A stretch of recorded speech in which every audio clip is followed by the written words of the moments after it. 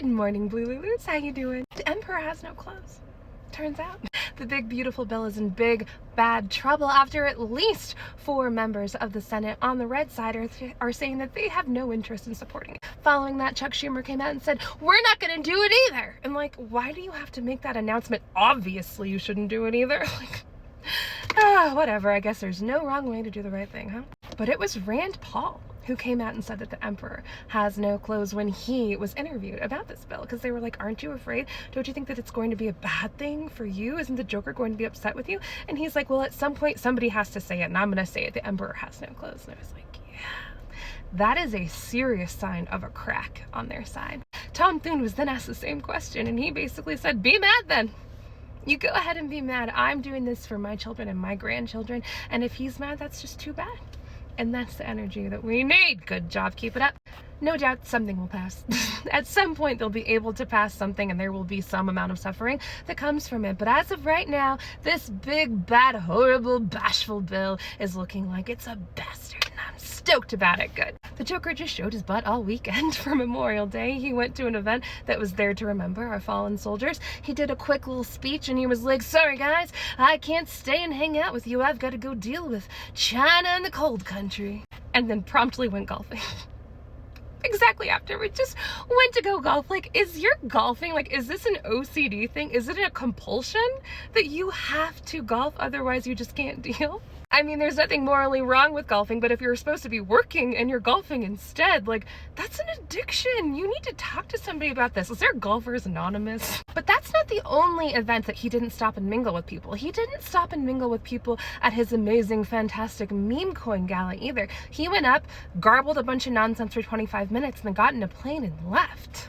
All the while, the official transcripts of all of his speeches are being scrubbed from the Casablanca website.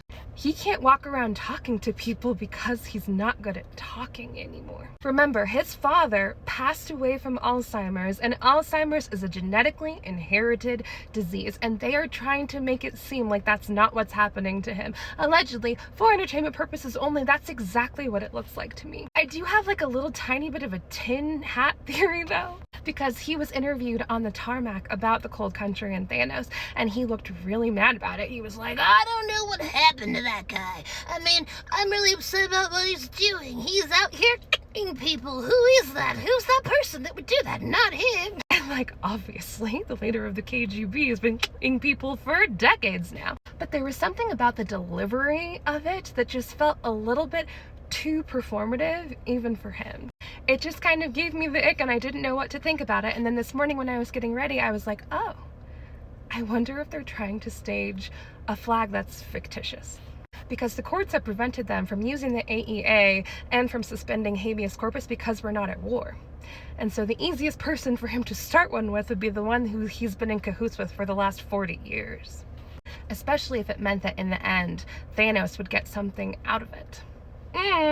That's just what it sounded like for me. That is solely my opinion, and for entertainment purposes only. That is tin hat, okay? And lastly, I have thoroughly enjoyed watching all the clips from the Charlie Kirk debates that happened in Cambridge, and the one that I watched this morning was a student that was talking about the origin of life, right? Because they were talking about schmoshmorshin, and they were trying to define when life starts. Does life start at conception, right? And honestly, personally, yeah, I think that life does start at conception. It's growing, it's dividing. If it stops doing that, then it dies. And if you can die, then I guess you're alive. And if you were to put those cells under a microscope, you would be able to tell that that is a human zygote and not a cow zygote. So yeah, in theory, is it a human life? Yes. Do I believe that that human life is automatically an American citizen? No. But Charlie Kirk said, well, you know, as soon as that happens, something magical happens. There's a magical thing that occurs. You don't know when the magic happens. I won't pretend like I don't believe in there's some sort of a magical thing that happens. I believe in souls, and eventually souls do wind up into the bodies of little babies, but I don't know when that happens. Half of all pregnancies end in miscarriage. And so do I think that there's a whole bunch of human souls that are just floating around in purgatory, having never committed a sin and never get to experience human life? No, I don't think that. I don't think that at all. But I have no idea, which is why I would never legislate based on something like that. Do I wish that there was less schmushmorshman in our society? Absolutely, I do. But you know how I would do that? I would do that by having there be stronger penalties for abusers, particularly the ones that have an affinity for children. I would do that by making sure that women have paid family leave. 50% of all schmushmorshans happen with women who already have kids and can barely afford to feed them. And so having to take off time for maternity leave anywhere between 6 and 12 weeks, depending on whether or not or how she gave birth, could be the difference between her kids starving and barely hanging on by a thread and being on the street.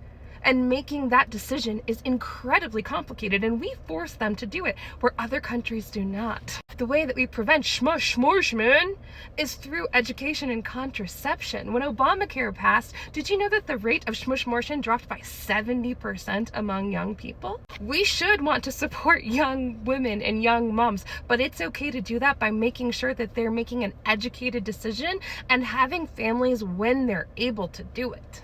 Team Red is somehow winning the argument about them being pro-family when we are the ones that are pro-family. For whatever reason, their message seems to land, and we have to figure out how we can become the pro-family party, because we're the ones who actually give a rip about children. I hope that you guys know that I love you so much. I hope you drink some yummy coffee. I hope you eat a yummy snack. Please help me over here with engagement. Don't forget the share and the copy link button. And keep your eyes up, keep your feet on the ground. I'll see you next time. Ta-ta!